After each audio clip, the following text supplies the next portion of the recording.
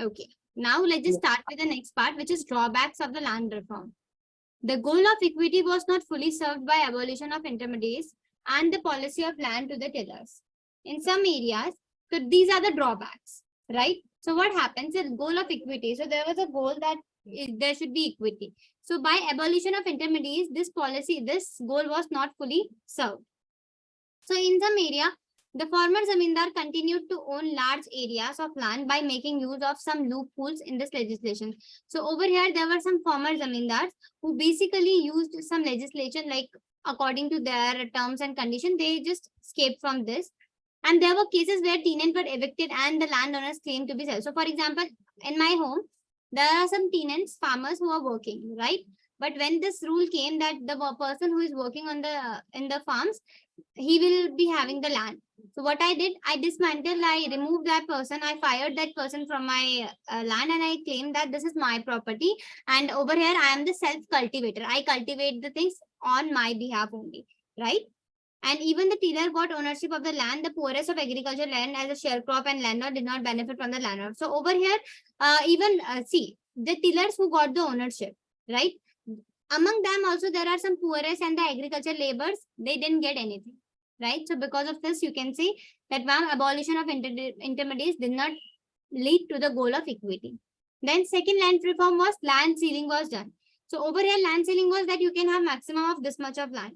So the big landlord challenged the legislation in the court. So what the big landlord did, they challenged it to the court, like they filed a petition against it, and they were like, how you can do this to us? It's on hard work that we have this much of land with us and all that, right? So what happened? And meanwhile, when the case is being going on, what they did, for example, I have 4 acres of land, right?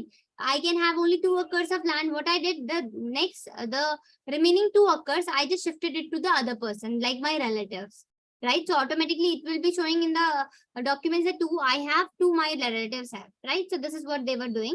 And over here, because of the loopholes, like the corruptions and all that, the big landlord retained their land and nobody gave their land, right? And this land reform was successful in Kerala and West Bengal because the state government was very committed to the policy, right? But in other state, there was an equality plus there was no, because of these land reform, it didn't help any poor people and they didn't get any land and something, right?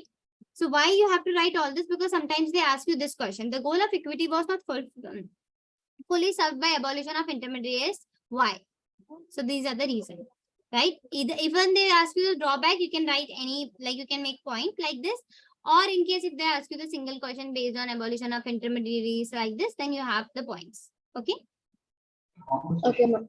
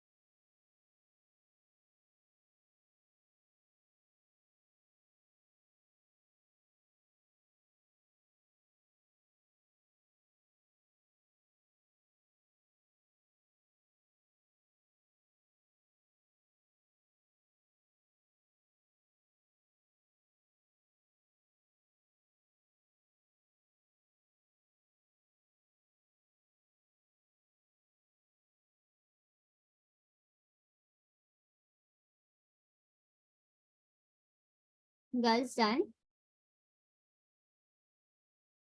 No? Yes, ma'am. Done. Okay, Vanisha, you are also done? Okay, okay.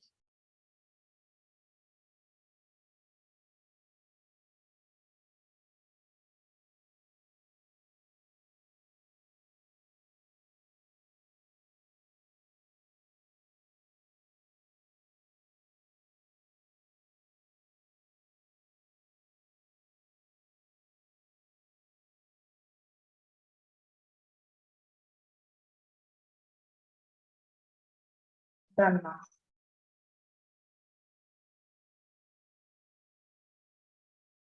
Okay. Now coming to the next one, there's a revolution known as green revolution. To increase the productivity, there is a revolution known as green revolution. So, ma'am, first of all, what is green revolution? A green revolution refers to the large increase in production of food grains resulting from the use of HYV seeds, especially for wheats and rye. So over here, what you have to do in green revolution, HYV seeds were distributed to everyone. These were high yielding variety seeds, especially for wheat and grain, right? So that when you will use this seed, the production level will be high, right? So this is known as green revolution. So green revolution, basically this revolution, the main aim of this revolution was to increase the production, and by how it worked, by using the high yielding variety seeds, right? So high yielding variety seeds are seeds of better quality than normal quality seeds. The produce from these seeds is more compared to the normal seeds. However, the use of HIV seeds require the use of fertilizers and pesticides in the correct quantities as well as regular supply of water. Also, the application of these inputs in correct proportion is important. Okay, so over here, what you have to do, you have to use these HIV seeds along with the pesticides and fertilizers, right? Plus, you should use them in the correct proportion. It doesn't mean that you will use them in abundance, like, oh, I will use 100 ml of this and my production level will increase. No, you have to use them in the proper quantity. Okay. And this is green revolution. Now the question is, ma'am, why green revolution was implemented? Very, very important question. See, at the time of independence, about 75% of the India's country population was dependent on agriculture. However, the productivity in agriculture sector was very, very low because of the use of old technology and the absence of required infrastructure for the vast majority of farmers, right? India's agriculture basically depends on the monsoon, and if monsoon fell short, the farmers were trouble unless they had access to irrigation facilities, which was very few had. The stagnation in agriculture during the colonial period was permanently broken by the Green Revolution. So over here, what was happening at the time of independence? 75% of the population was dependent, right? And over here, the productivity was low because people were using old technology, and most of the people were dependent on the rainwater, seawater, and all that. In case there is no rain, there is a monsoon failure, all the crop failure will be there, right?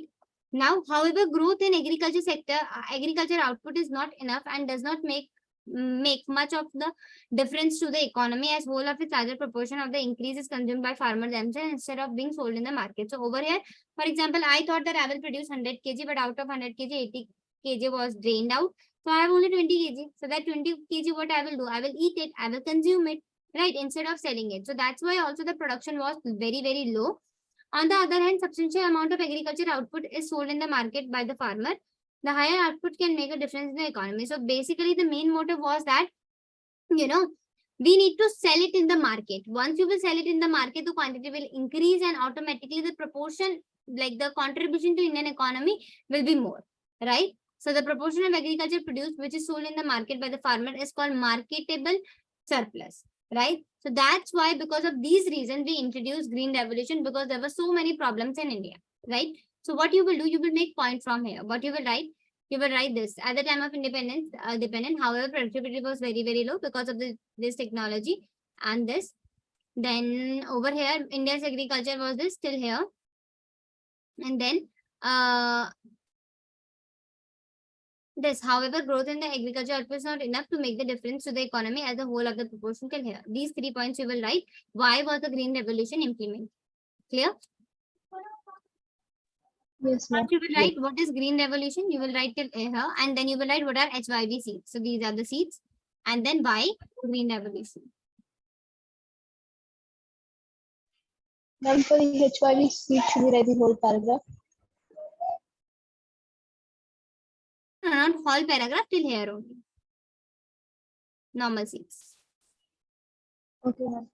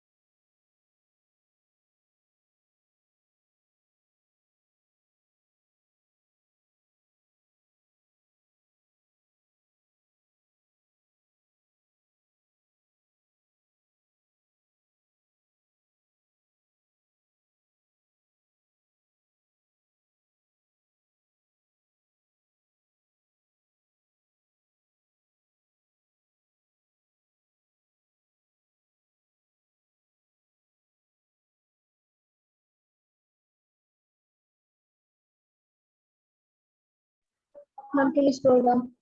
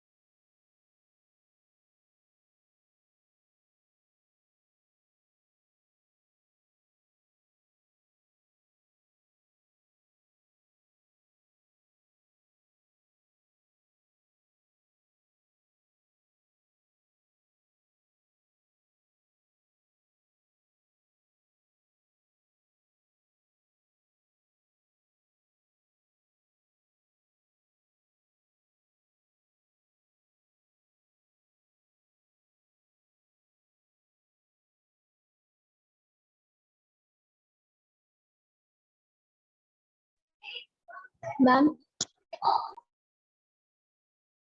Yes. ma'am, could you tell from where to where is the last point? This is the last point till here. Okay, ma'am.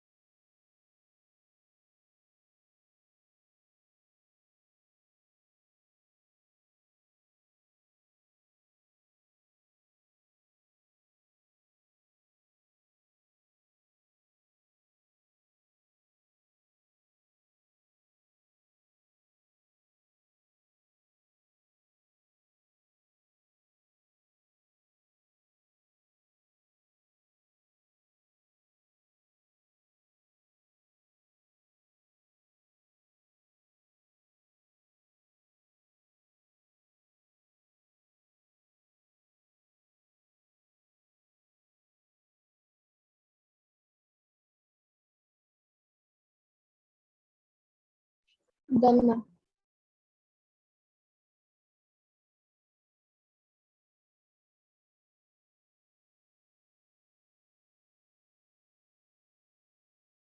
Done.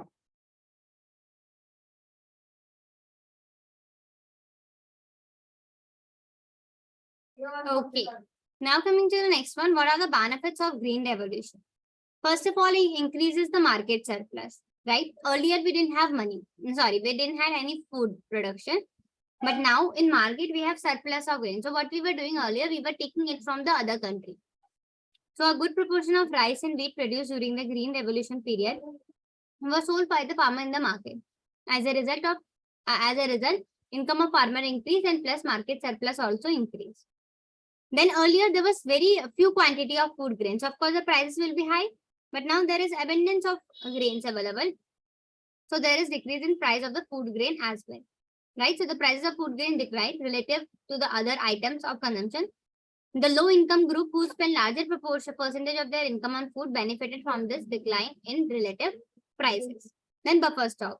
The spread of green revolution technology enabled the government to procure sufficient amount of food grain to build buffer stock, which could be used in times of food storage, right? And then self-reliance. So India agricultural productivity increased sufficiently to enable the country to be self-sufficient in food grains. We no longer had to be mercy of America or any other nation for meeting our nation's food requirements, right? So these are basically the benefits of the green revolution. Clear?